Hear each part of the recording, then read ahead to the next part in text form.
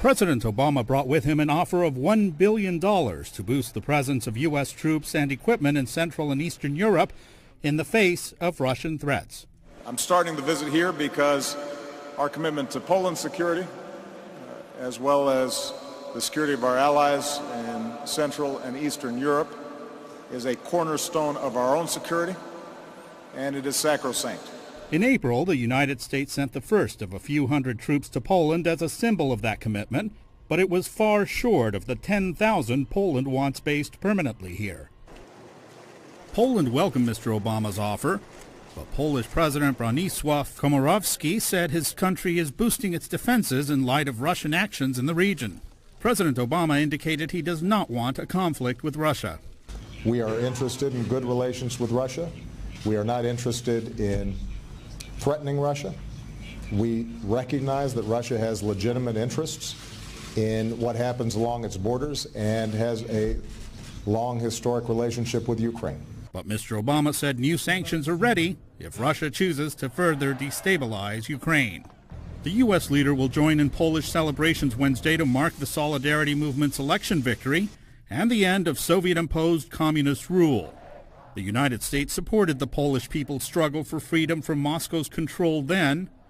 President Obama hopes to reassure them that it remains committed to helping defend their freedom today. Luis Ramirez, VOA News, Warsaw.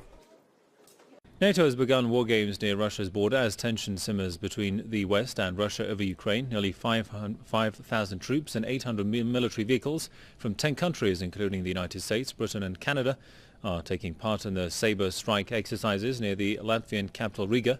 The Pentagon says it has deployed 2 nuclear-capable B-2 stealth bombers to a British airbase to join the maneuver later. Russia objected to the war games, which moved to neighboring Lithuania on Tuesday, calling the move an act of aggression.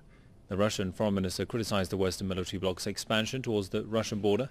He said such moves are, quote, counterproductive. The exercises will continue until June 20th. Denmark, Finland and Poland are some of the other NATO members that are taking part.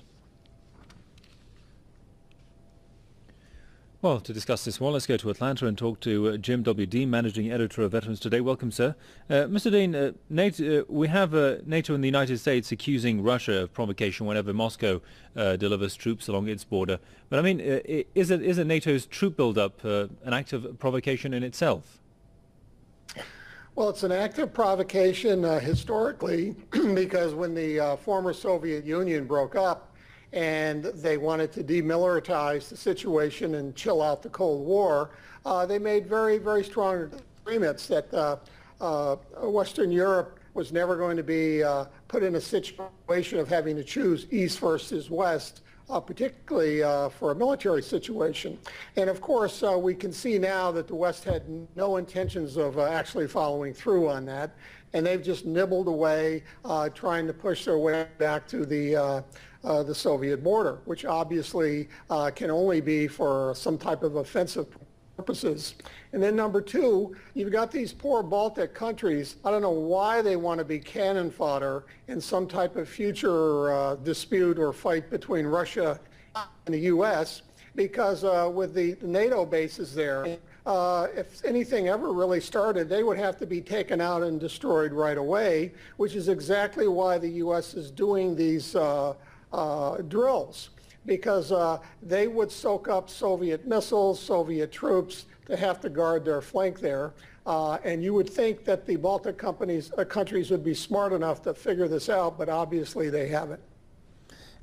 Earlier we had the French foreign minister dashing the hopes of Ukraine in its hopes to join the European Union. I mean, what would this mean for Ukraine? I mean, how much trust and confidence can Ukraine have in the West's support? Well, again, the Ukraine got way ahead of the game because way back when the EU made their counteroffer, it was nothing more than to start a process to integration. And I remember when I did a little initial reading on it, they were talking about a 10-year process for them to be ready to do it. And of course, Ukraine was desperate for cash and they wanted money, which the EU was not willing to do, and that threw them back into the hands of the Russians, because they knew they could continue to get the gas subsidies. So the whole thing has just been crazy, and it's very, very dangerous. It's brinkmanship leadership, which is very dangerous, and there's been no attempt to get any kind of a public approval over this strategy whatsoever. And so at the end of the day, what is the likelihood of a military escalation in the Ukrainian region, and of course, what would the consequences be?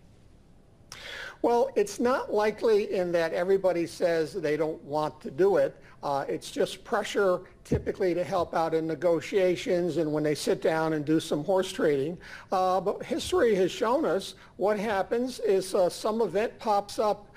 We know their false flags are very, very sophisticated today.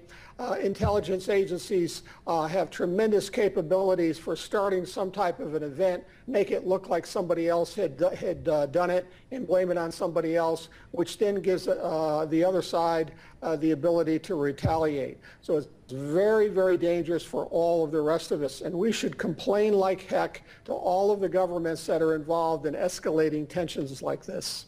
Indeed. Well, we'll leave it there for the time being. Many thanks to Jim W. Dean, Managing Editor of Veterans Today from Atlanta. As always, thanks for your thoughts.